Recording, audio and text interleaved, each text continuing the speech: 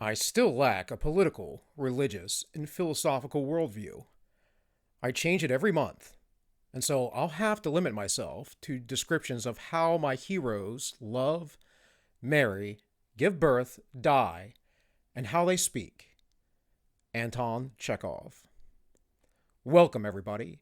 This is AllMinucOne. My name is Bill. If you like this kind of content, please like, share, and subscribe. Also, consider checking out my live stream called The Ends Justify the Memes. We go live every Wednesday at 7 p.m. Eastern. It's a little bit more of a loose show. It's a fun show. And you can look at the replays on YouTube at The Ends Justify the Memes. So, today, we will be talking about political dispositions and the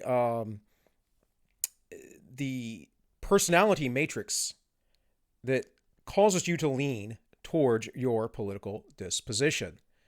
So we're going to start off with some of Jonathan Haidt's material, and we're going to look at a few other things and get back to Haidt.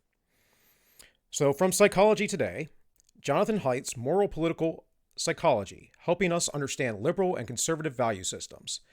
Now, this was posted back in January 2012, so this is 8 years old.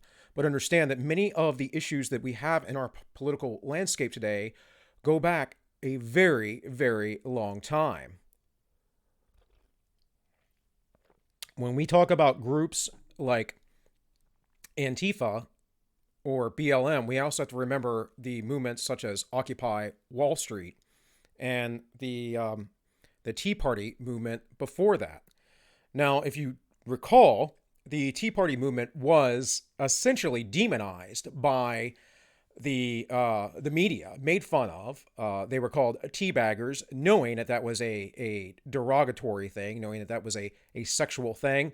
But they could get it past the air because many people don't know what that is, especially older people who are watching legacy media. And there is a huge legacy of liberalism, of leftism, that is, progressivism within the media. And so they hold all the institutional power. I have been talking about this all week. So let's read a little bit. As evidenced by Congress's historically low approval rating and the most recent debacle with the payroll tax, we are witnessing a period of remarkable political dysfunction, characterized by bitter disagreement and polarization between the major parties. Remember, this was 8 years ago. Although there is plenty of blame to go around, along with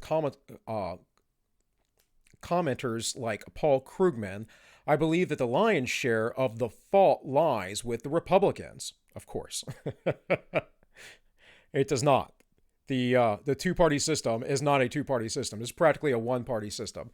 Like, we need to get away from political parties, people, and we need to start talking about issues. Political parties just cause tribalism, and George Washington knew that this would happen. He wrote this in his farewell address. I have explained this many times, but I will do it again in brief. There are the neocons that are Republicans. And then there are the neolibs, and that is the center, and they control everything as far as the federal government goes. State governments have less of this issue, but it is growing more and more depending on what state you are in. People who are right of the neocons, who like constitutionalism, individual liberty, minarchism, who believe in strict federalism as in the way it was intended, they tend to be more individualistic, and they don't really like the neocons themselves. That would be people like Harry Reid or Lindsey Graham, or back in his day while he was still alive, John McCain. Now, on the other side of the neolibs are all of the leftists. And no matter what their beliefs are, even if they're extremists like someone like AOC, they still fall in line with the neolibs. It doesn't work that way with the Republicans. That's why the Republicans can never get anything done. And the neocons always kowtow to those neolibs and the entire left, which is why we have this progressive movement leftward in our politics. Now, I will make a video next week, most likely, showing this through statistics. So let's pick back up here. As seen in the weak group of presidential candidates, the Republican Party does not have a compelling narrative for the future. Instead, I believe it has largely been hijacked by uncompromising, ideologically driven, ignorant extremists who are lacking in capacities for sophisticated self-reflection. It's really interesting because, again, this is 8 years ago, and I would say this is exactly what is going on with the left right now. No, I wonder why that is. And again, I just explained it. You have a false choice, the Hegelian dialectic, if you would, between parties. And they are doing the same thing, just by slightly different means. If you look at the contributions of the presidential candidates from this era, from that time, you will see, and back all the way to 2008, you will see that they are the same down the board. If you look at their policies, they are the same down the board, except for just a few policies. They're all about corporatism, they're all about globalism, and they are not about the American people. So, continuing. But is my narrative simply a function of living with a liberal elite moral matrix? Am I blinded by in-group bias? And is my frustration with Republicans simply a mirror image of Republican frustration with liberals? As a marriage therapist, I am quite familiar with how competing justification systems arise and feedback on one another through vicious cycles. That is why it is imperative to be reflective as possible when such destructive positions emerge. And it is in that spirit and continuing to analyze leading developments in the field that in this post I'm going to comment on Jonathan Haidt's moral political psychology as articulated in his TED Talk. Now, he has a whole book called The Righteous Mind, and Haidt's work more recently has focused on anti-fragility. That is, we've raised a whole generation of children who are more emotional and unstable than they have ever been in centuries past. So Haidt's talk contains several key messages. First, citing Steve Pinker. Steve Pinker is a great person to read, by the way. Haidt argues that the blank slate was one of the worst ideas psychology ever had. Now, I talk about this. This is the idea that you have no human nature. It can be molded. This is not true. And it is now clear that the mind comes with much organization or organizational prior to experience, although that organization is plastic and molded by experience. I generally agree with this statement, although I might want clarification about what exactly this means by experience. There's no debate about this, guys. This is very clearly, it is one of the most replicable effects within the social sciences. And I talked about this the other day. Your personality is very much genetic. There are things that will influence that, but it does not change greatly over your span of life. Now, it may, like, for instance, going through puberty, it may, because you may have certain traumatic experiences or influences. It may because you may have shifted priorities, or in some cases, you may have had a spiritual, that is an attitudinal type experience, a metaphysical change within your very being. But this is rare for most individuals as they just drift through life. It says, early in his talk, Haidt mentions another key point, which is that liberals and conservatives demonstrate large differences in openness to experience, which most personality researchers consider to be one of the big 5 personality traits. They consider it to be? No, it is. It's the first trait, in fact. Although I was aware of this finding, I listened to his talk and wondered about the relationship between trait openness and political values. Here is the issue. Traits, at least as conceived by one of the major trait researchers, are seen as almost exclusively determined by genes. That is not true. I talked about this a while back, and they have some correlation to genes, and they believe they have some determination to a specific number, usually around somewhere between 40 to 60%. Also, these traits, when taken in whole of the big five, each big five breaks down into two subcategories. But within that whole, it's a spectrum. So it's like a moving needle of percentiles from 1 or 0 to 100. So I am in the 98th percentile of openness, meaning I am extremely open. I'm an extremely curious person. I'm extremely interested in the things of the world, and most people are not as open as I am. That leaves me to have a proclivity towards liberalism or progressivism. But I have high conscientiousness. Now, it's not super high, it's like at 68%. I'm also a bit of an artistic type, and that those things don't tend to go hand in hand either. So at, I believe, 68%, it's moderately high, but it's not ridiculously high. It's not like I'm in the 80th percentile. But that may be one of the things that leads me towards conservatism. And another thing is when that breaks down, one of the issues there is your disgust. Your disgust within things also tends to lead towards conservatism. It has to do with barriers. Openness is about not having barriers. And I can tell you from my life, personal relationships and experiences, I had to temper that openness because it will allow my boundaries to be pushed and get into basically toxic relationships. So having boundaries and barriers is a very important thing. Setting limitations on yourself is a very important thing. As Jocko Willink wrote in his book, discipline equals freedom. Sounds contradictory, but it is not. Political values are transmitted largely via the family. I assume this to be true, but would have explored the research on it. So I could imagine a very interesting adoption study where the trait openness of biological parents could be analyzed and compared to the political ideology of adoptive families in predicting the adopted individual's particular values. If anyone knows of research of this topic, I would love to hear it. It's interesting because this stuff is not, maybe easier to find today, but not that hard to look up. And this guy is some sort of clinician, so it's interesting that he's not aware. The third and primary empirical point of Haidt's talk is about his own research on the 5 moral value systems that he argues underline the liberal conservative political dimensions: care for others, do no harm, fairness, justice, equality, in-group loyalty, respect for others, and purity. Now he's added a 6th sense, and the 6th is liberty-minded, and he did that because he found that libertarian types, classical liberals, who hold the highest value in liberty, don't test within groups of progressive liberals or conservatives.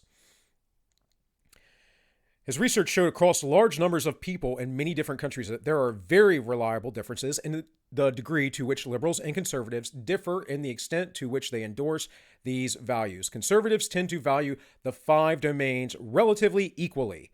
Liberals, in contrast, value the first 2 domains much more than the latter 3.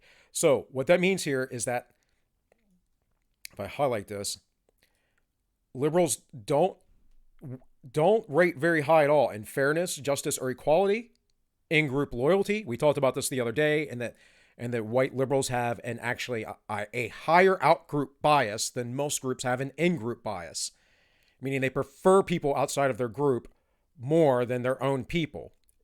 Which is an interesting thing. And this is why you get all this self-hatred and self-flagellation of individuals who are of the postmodernist SJW, neo-Marxist type. They have little respect for authority and little thought for purity, which is why I often will say they are hedonistic and libertine. And they are. You can tell by their actions. Care and for others and do no harm is interesting because when you rank them, when you do these studies and you look at them, they score high on that. But then at the same time, these same people are the ones out in the streets marching and doing the crazy things that are going on currently. So I'm going to jump gears real quick here. This is Personality Junkie. And this is Personality and Politics, Liberals, Conservatives, and the Myers-Briggs and the Big Five. So this is looking at the Myers-Briggs test was a decent standard at the time until the Big Five came about, and the Big Five actually has far more scientific backing behind it. The Myers-Briggs is based off of Jungian archetypes, Jungian psychology. So there is a matter of truth there because Jungian psychology goes back towards a very long history of mythology and imagery within human life. Now, if you're not an artistic type person or an open-minded type person, if you're kind of very strict in your thinking, if you don't like science fiction or fantasy, you probably really hate Jungian psychology, which is why most people who have trouble with someone like Jordan Peterson and his perspectives are that way. They just it's too fantastical for them. So it says the individual's pattern of thought reflects his personality and not merely an aggregate of opinions picked up helter-skelter from an ideological environment. As the above quote suggests, our political views are less determined by our social environment than we might think. Research suggests that our personalities, as described by taxonomies such as the Myers-Briggs or Big Five, significantly predicts and informs our political preferences. Indeed, attempting to understand political preferences apart from personality is like trying to understand a tree without examining its roots. So, a little further down here, it says in the article, The Secret Lives of Liberals and Conservatives, that is this article here. It is linked, so if you guys look these up, you want to look at it yourself. This is not a terribly long report, actually. It's 34 pages, but that's like a day or two of perusing through. So it says Diana Carney and her colleagues provide an excellent overview of the known personality traits of liberals and conservatives, including the following abridged list of liberal characteristics. Now, again, this is not classical liberalism in the sense of freedom. I will always say that. When we use the word liberal, we should really be saying leftists or progressives. The old classical liberals that were in the Democratic Party, those people that would die for your right to free speech, no matter what it was or how horrible that speech was, are now all on the right. And if they're not, they're slowly moving there. If you don't know about Brandon Struck and his walkaway movement, this is what I'm talking about. There are droves of people who have left the left side of the aisle within American politics because of how insane they have become. Because they understand that Marxism is not a good thing. They understand that intersectionalism is not a good thing. They understand that collectivism is not a good thing because it robs you of your own individual soul. It robs you of your personhood and it makes you a slave to the masses. So, the liberal personality, eccentric, sensitive, individualistic. So, sensitive and eccentric perhaps, individualistic not anymore. Open, tolerant, not anymore. Not tolerant. Flexible, nope. Creative, imaginative, curious, unpredictable. Impulsive, desire for novelty, diversity, not anymore. Not at least as far as thought goes. No diversity of thought on the left anymore. Complex, nuanced, nope. Where do you think the social media arguments exist? Open-minded, open to experience. Now again, traditionally, yes. Anymore, I would say those things have changed. In view of striking similarities among liberalism, intuition, and openness, one is almost tempted to accuse personality theorists of patterning their constructs around liberal individuals. However, what is, in my view, more likely is that those constructs are capturing core truths about human personalities that can't help but manifest in the political sphere. Now, if we look at this list again real quick, we can see a lot of these things. You could say, okay, eccentric, creative, flexible, impulsive, desire for novelty, open-minded, open to experience. Those are traits of artistic people. Most people are far less artistic than they believe. This is just a reality. And artistic people are very often found on the left. And how can we measure that at least on a heuristic, on a stereotype? Well, let's look at everybody in Hollywood, everybody in theater, anybody who is any sort of artist, a painter, a drawer, a photographer. They're almost always leaning towards those things.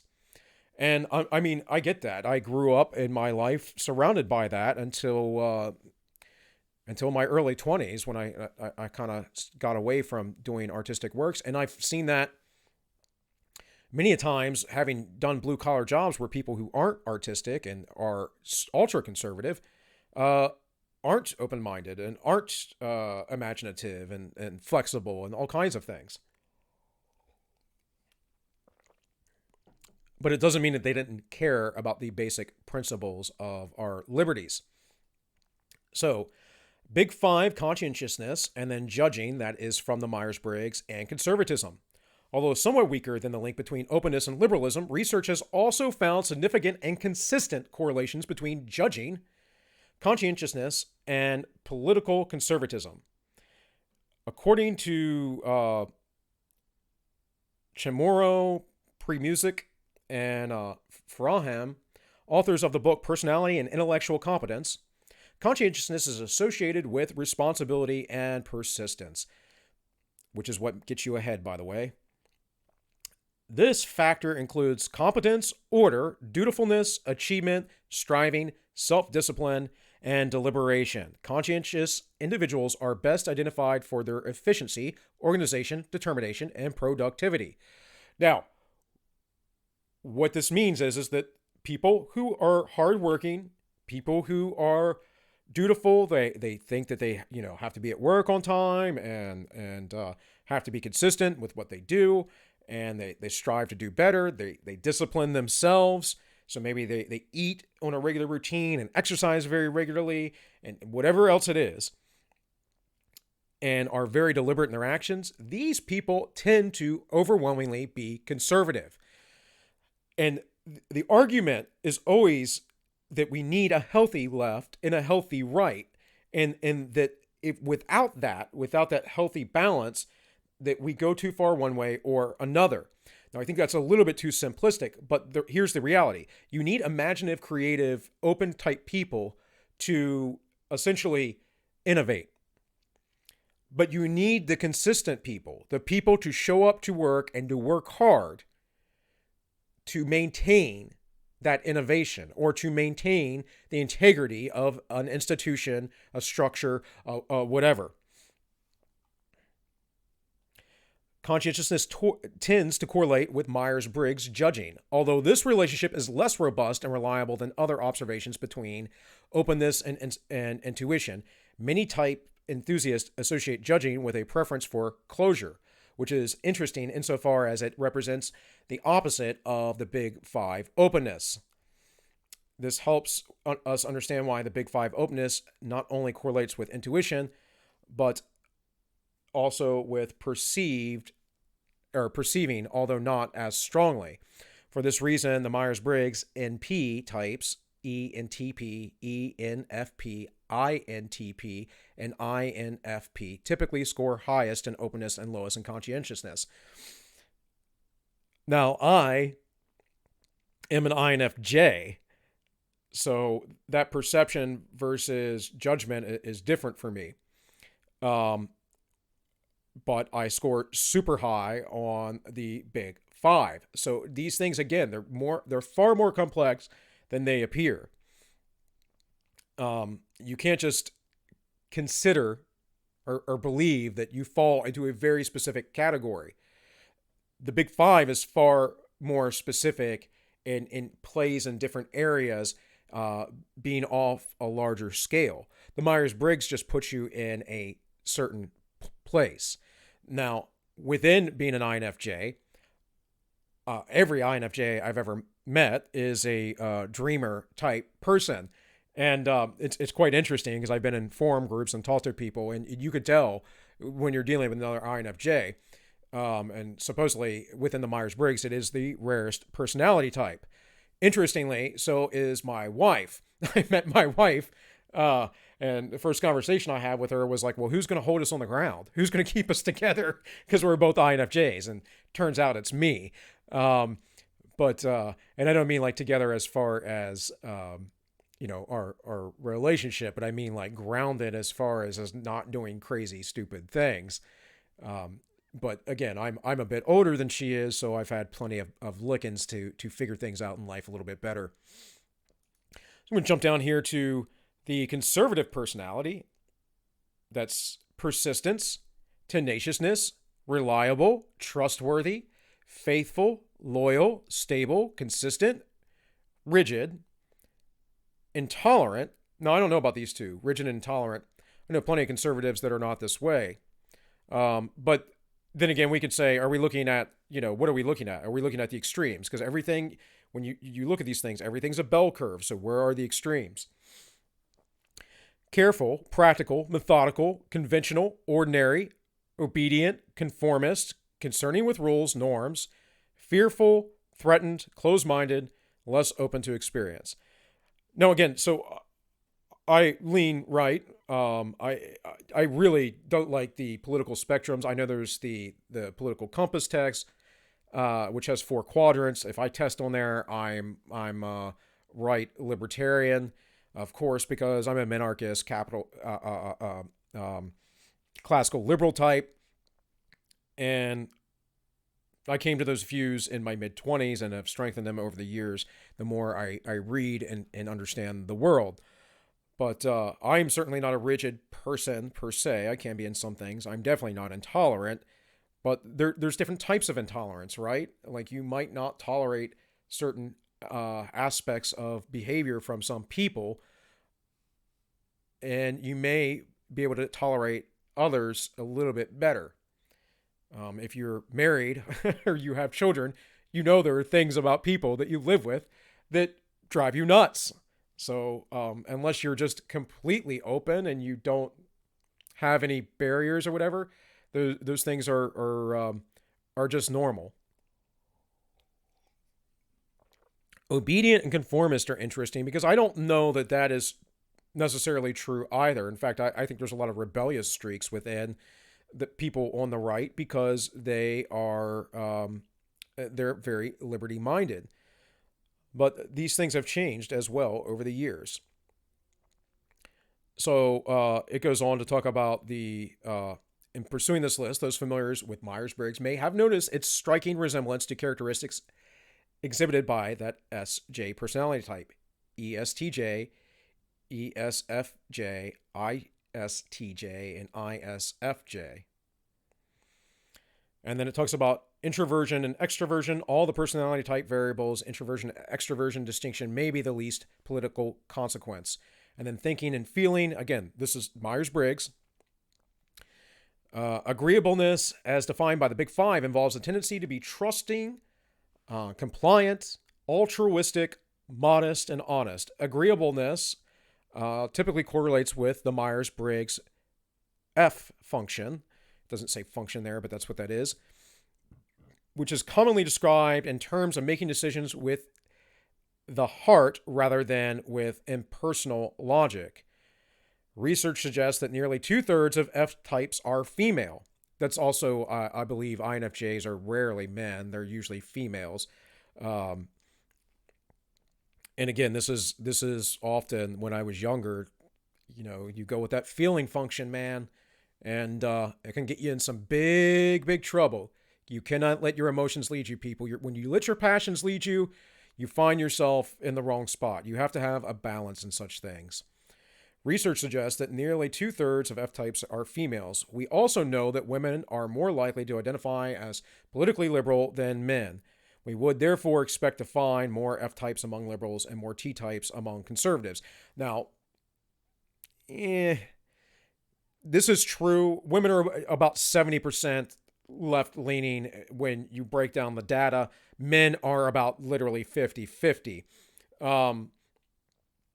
What's interesting, though, is that the reason why women are probably more left-leaning, more progressive, and all that is because of their natural inclination based on their mode of biology to raise children. And I brought this up before. It's why women are also generally much higher in neuroticism than men. So this shows just a little graph comparing the differences, like what the Myers-Briggs influences are, what the Big Five influences are, and then just saying what they are: change and novelty versus conscientiousness, stability, and reliability. And it says, role of personal growth. While studying personality types and traits can certainly take us a long way in understanding and predicting political preferences, we should not overlook the important contribution of personal growth in this respect. According to Jung, as we move towards middle age, we should begin to develop different parts of our personality that help us become more balanced and whole. So this goes to the Winston Churchill quote, right? It's something. What is it? If you aren't a liberal when you're in your 20s, you have no heart, and if you aren't a conservative in your 30s, you have no head.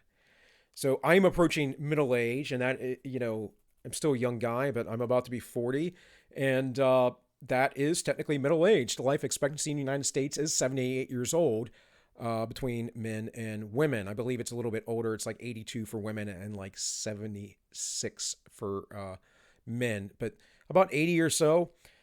And again, I got my stuff together a few years back, so that would make some sense. In any case, let us go towards the righteous mind again. So this is from Divided We Fall. This page is ultra fast when I scroll, guys, so forgive me there. It says The Righteous Mind's Moral Foundations Theory. This was July 2018.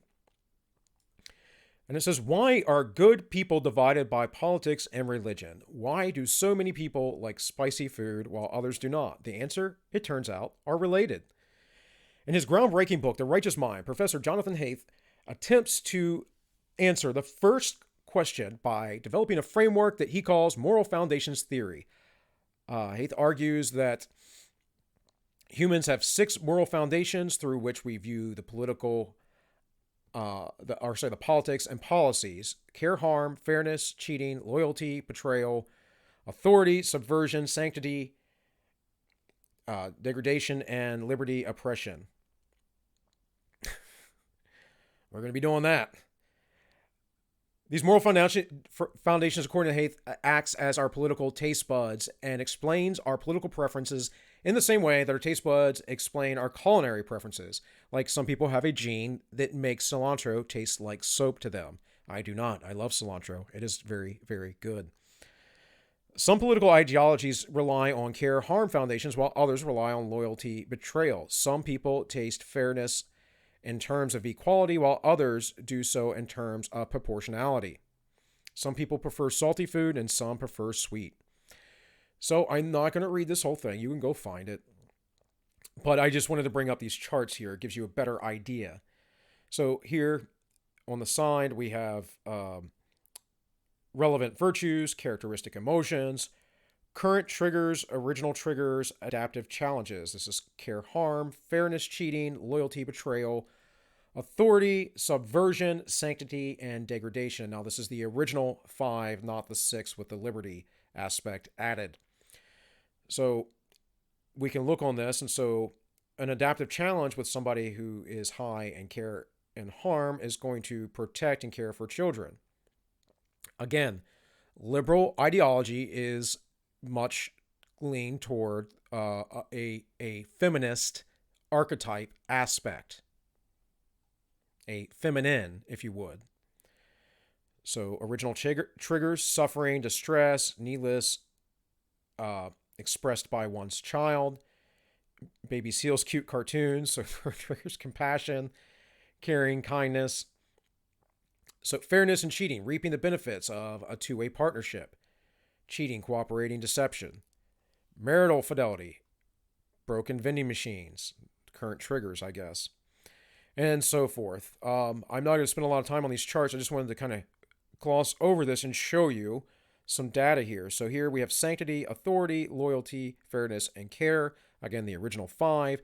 Relevance to moral decisions, never to always on a scale of 5. There's no always, which is good because no one is 100% ever. But strongly liberal, we look at very low authority and sanctity and loyalty. But then care and fairness are ultra high. And then as you go to moderate, you see how this inversely drops versus conservative. So this is a really important thing, again, to understand when you're dealing with people. You know, I rarely get on Twitter, but I just happened to see some things today, and I was talking to some people, and they were saying very crazy things about what is going on in the world today. Like, I was basically saying, well, I can't support the party right now of racialism and communist and riots in the streets and no leadership whatsoever, continued economic lockdowns for no actual reason, and blah, blah, blah, blah, blah. And then their first thing was, huh, you just owned yourself because Trump's doing all that. And I'm like, no, he's not at all. What's going on is all in Democratic run cities and states. And unless you understand, which that person obviously didn't, federalism, you're not going to understand that the president doesn't really have authority to come into the states. He does to some degree because there are insurrections. This goes all the way back to Shays' Rebellion and why we have the current constitution we have. But he also knows it is politically suicide for him. There's nothing that the man can do that the left will not twist to make him look bad. If they say jump and he jumps, they will say that he jumped too high. And if he doesn't jump, they'll say, well, you should have jumped. We asked you to, blah, blah, blah, blah, blah. The joke goes right. If the orange man tweeted that it's a good thing to breathe air, that the liberals, the progressives, the leftist commies would hold their breath. So then he went on to talk about Obama. I kind of made a joke about him being the God King. And he's like, only conservatives think that it's the God King. And I'm like, dude, you have no freaking clue. Nobody cares. Nobody wants a king. People on the right like Trump because he isn't the neocon or neolibs. He's not that. He's something different. And in fact, if anything, he's more of a moderate Democrat as far as policy goes. He's very much like Bill Clinton. I like to say that he's like the policies of Bill Clinton with the attitude of Teddy Roosevelt, but probably not as tough. Teddy was a judo black belt, so and if you know about the Rough Riders and other stuff about him, he was a pretty tough dude. Anyways, let's move on to here. This is the moralfoundations.org, and you can go to questionnaires and take this yourself. This, again, I'm just going to read through these because I just kind of want to hammer it home what these are about. So, care harm. This foundation is related to our long evolution as mammals with attachment systems and ability to feel and dislike the pain of others, and underlying virtues of kindness, gentleness, and nurturance. Now, one of the reasons why liberals score off the chart on this is because they don't think in practical terms like conservatives do. And the conservative mindset isn't against caring for people. It just doesn't think that you need to, steal money from people to give to poor people. They don't think that creating more laws, generally speaking, is good unless it's like actual crime laws, protecting people and their rights to go about their daily life. Most people on the right don't like taxes because we, one, believe that the more money you get to keep in your pocket, then the more freedom and choice you have with your own money. But two, taxes expand the government. Liberals don't think about any of this. All they think about is how other people can be helped, but they never think about their own house first. You have to take care of yourself before you can take care of other people. So fairness, cheating. The foundation is related to the evolutionary process of reciprocal altruism. It generates ideas of justice, rights, and autonomy. loyalty, betrayal. This foundation is related to our long history as tribal creatures able to form shifting coalitions. It underlines virtues of patriotism and self-sacrifice for the group. It is active anytime people feel that it is one for all and all for one. So this is not collective thinking, right? This is different. It says it shifts coalitions. This is loyalty to people that you believe have your best interest at heart and what is best for everyone. This has a foundation in tribalism, but this is not what leftism is. Leftism is cultish in its nature. And when I was thinking about, when I made the point about Obama being the God King, I'm like, this guy said, oh, this is what people on the right do. And much like I was explaining, I was like, no, people on the right are actually far more divided than you believe, but we think it's okay. We think it's okay to be divided. But anyone who's left of the neo-libs still falls in line. And there are the far leftists out there who hate the establishment, but they don't understand that they actually have some common ground with people on the right because we don't like it either. We just have different ends, you know, and our ends are not communism. It's not more government. It's not more power. And frankly, you're a moron. You've literally never thought it through. The system's corrupt, so I'm going to make the system more powerful so it can be less corrupt. No, it doesn't work that way. It's never worked that way ever. But there is a thing that I tend to find that these people they don't read, they don't think, they don't look at philosophy, they don't look at history, they don't look at psychology, they don't actually understand other people. Everything to them is just black and white, right and wrong. So authority, subversion. The foundation was shaped by our long primate history of hierarchical social interactions. It underlines virtues of leadership and fellowship, including differences to legitimate authority and respect for traditions. Now, this is important because the left doesn't like hierarchies either, but this is what I was talking about, and having boundaries and barriers and how important and how good they are. If you don't have boundaries and barriers, I guarantee you will live a vacuous life that never has peace or meaning.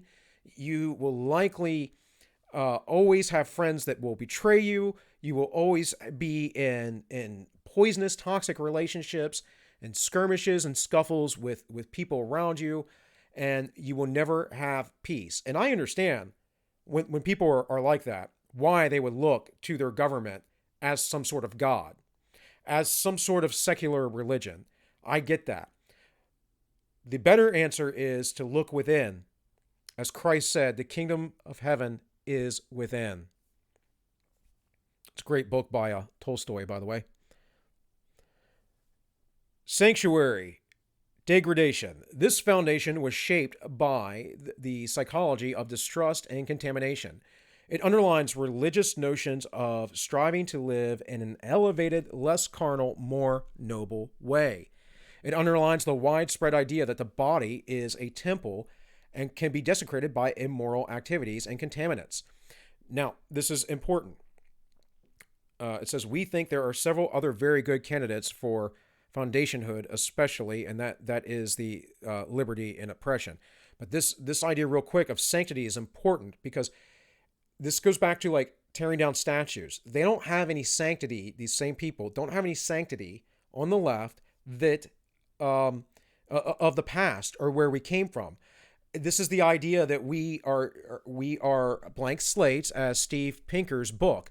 I actually had a friend of mine's wife try to tell me, quoted Pinker from the blank slate as if people were wholly moldable. And I'm like, did you even read his book? Because the whole point of his book is that we are not a blank slate.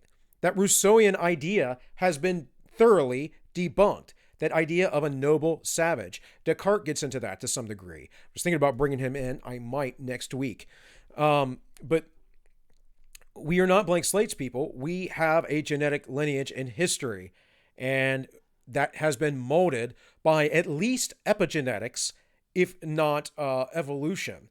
And now I'm not here being hard pressed on the idea of evolution for many, many reasons that evolutionists don't like to tell you because they have lots of holes in their theories.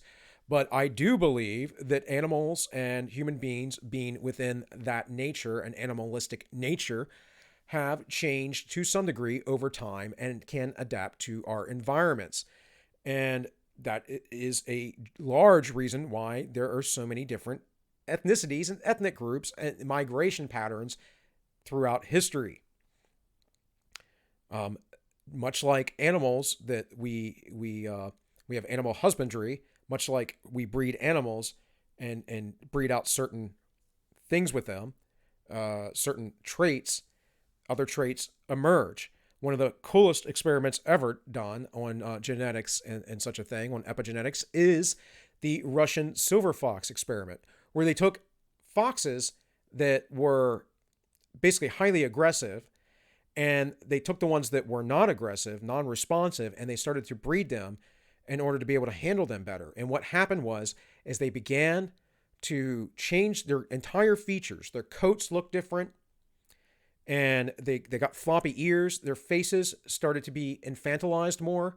So when you get neonatal features tend to predict a more submissive animal. That's why people tend to choose dogs that have those childlike, baby-like features. And essentially, within I think 3 or 4 generations, they bred these foxes to be perfect little pets. So it shows how dogs may have been bred by human beings, but it also, what it shows is how one trait, like breeding out aggression, made so many other traits within that fox's genetic code change. So let's get back here. Liberty, oppression. This foundation is about the feeling of reactance and resentment people feel towards those who dominate them and restrict their liberty. So I'm very high in this on the moral foundations, but I'm actually I'm pretty even on all of these. Its institutions are often in tension with those of authority foundation. The hatred of bullies and dominators motivates people to come together in solidarity to oppose or take down the oppressor. And I really hate bullies, I always have. And I'm a little guy, so when I growing up, used to get a lot of scraps because people try to bully me, and I didn't really like it. I had to kind of cut that out when I got older. By the time I got to middle school, or late middle school, high school. Let's see. This is just studies from the moral foundation, so predicting demographic, moral foundations, and human values from digital behaviors. We can go through here. We can look at human values and attitudes towards vaccination and social media. So it's just some interesting stuff. But there's a little tab here, right? Take it off dark mode so you guys can see. So you see these little tabs, and you can go across, and there's all kinds of different studies you can look into this. So measures, critiques, ideology, personality, cross-cultural. Because again, I just want to show you guys this because I'm not here to feed you. I'm not here to be your daddy. But I'll teach you how to fish. Go fish, guys. Go fish. Be smarter people for it. Be better people for it. So this is from Heterodox Academy. This is Haith's blog, and he's doing a lot of good work there, and he gets into here well, it's not him personally, but the Hidden Tribes, a study of Americans' polarized landscapes. So it talks about the polarization is known to be driven by numerous factors, including rapid demographic change, increased economic inequality, stagnation in median wage, and job insecurity. Now, this is all because of those neocons and the neolibs doing all their globalist stuff that they've been doing for years. And I am very well versed in Austrian economics and their arguments for open borders as well as outsourcing. And the reality is it doesn't matter. Yes, does it improve the lives of people overseas? Absolutely. But at what cost to the people here in the U.S.? One of the things that outsourcing does for the United States is it actually brings our costs down. But then when you have a problem like a crisis like we just had, or a supposed crisis, a nonsense crisis, we'll say, but it could have potentially have been much worse. And what we found out very quick is We've outsourced so much manufacturing, cheap manufacturing to China, that we didn't have the infrastructure ourselves to take care of ourselves. And people want to lay that at the orange man's feet. And I hate to tell you, but the Obama administration were the ones who did not have us prepared, and the previous administration of Bush before that. So to lay that all at the feet of a man who has basically been under fire for no other reason other than he is not in the little club that is the club of globalism and global war and basically American imperialism, because he's not in that club, which by all means Barack Obama absolutely was. They hate him and they will do everything to get rid of him. They had neocons at the DNC the other night. They, like, people, if you think that the parties are different, at least those pillars of the party, you have your eyes closed, you have your head in the sand or up something else. You have no clue what is going on. You really don't. So the persistent threat of terrorism, the echo chamber of social media, partisanship of cable television. It's not partisanship as much as it's propaganda. Erosion of confidence in the American dream. And so it goes on. Context and methodology. Immigration, the American identity, race, social justice, gender, sexuality. This is the respondents completed a section of one of the 4 thematic issue areas. 30-hour-long interviews were distributed across the 7 tribes, were conducted. Additionally, 6 different focus groups consisting of 8 to 10 people. Group identity, perceived threat, parenting style, authoritarian disposition, moral foundations, and personal agency. So it says, finally, political views assessed consisted of questions concerning the 7 issues: immigration, refugees, and border wall, DACA, and sanctuary cities. Now, this came out 2 years ago, by the way, so this stuff was far more on the minds of Americans then. American identity and patriotism, police shootings, terrorism and religion, race, racism, social justice, and white privilege. I hate that idea, guys. What a way to divide a country. Yeah. Good job, Marxists. Good job. Gender, sexuality, sexism, media, political discourse, censorship, hate speech, political correctness, and belief in conspiracy theories. That's a pretty broad spectrum. I don't think it covers everything, but it's pretty good. So anyways, this paper's the exhaustive majority. I talked about this the other day. Goes on, communicating across divides.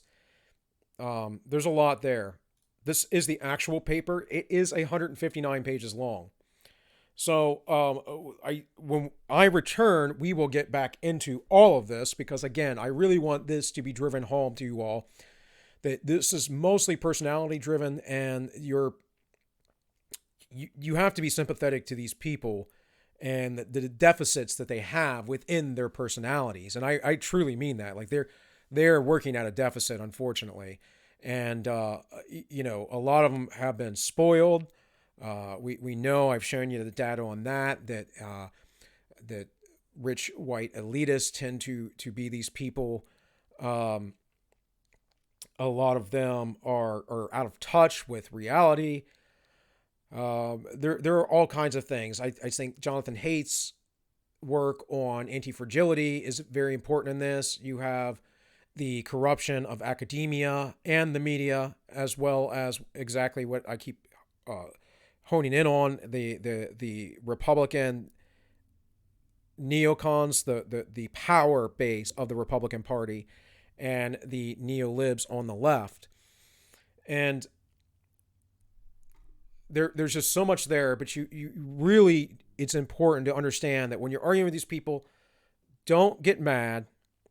Understand that they are lost. They are unlikely to hear you if they're so indoctrinated. It is their soul that they have a problem with. It is their spiritual life that they have a problem with. And you should really, if you're religious, you should pray for them. And if not, just be sympathetic and realize that that is an actual person on the other side who is lost, literally lost, and has no idea. And it's unfortunate because there's going to be a lot of people hurt. I believe there's been 30 killed since the riots began.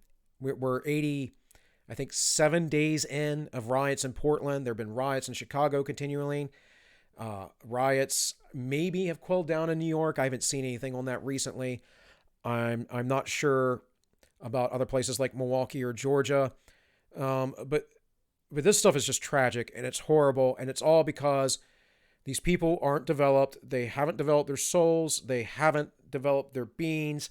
They're all persona. All they can see is a persona of you.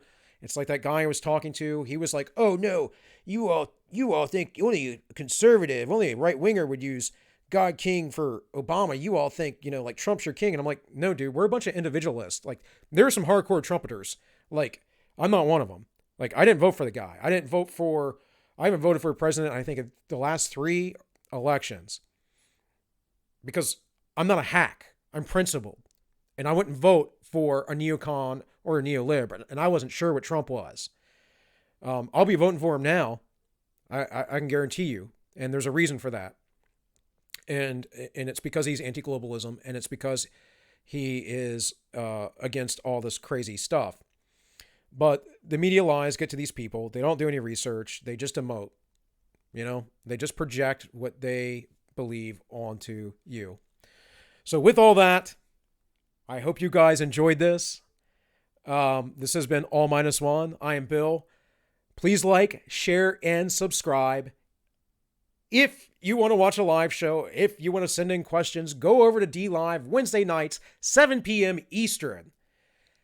Ends justify memes. That's just because that's the name I could get on there. But the ends justify the memes as we re-upload onto YouTube. I'm trying to talk to my producer about getting that live on YouTube again. But they canceled us the first time for being tepid and whatever. Something we did. YouTube said, yoink. So you can check us out. Like I said, every Wednesday live, DLive, 7 p.m. Eastern. And with that, it's Friday, guys. Have a great weekend and be well.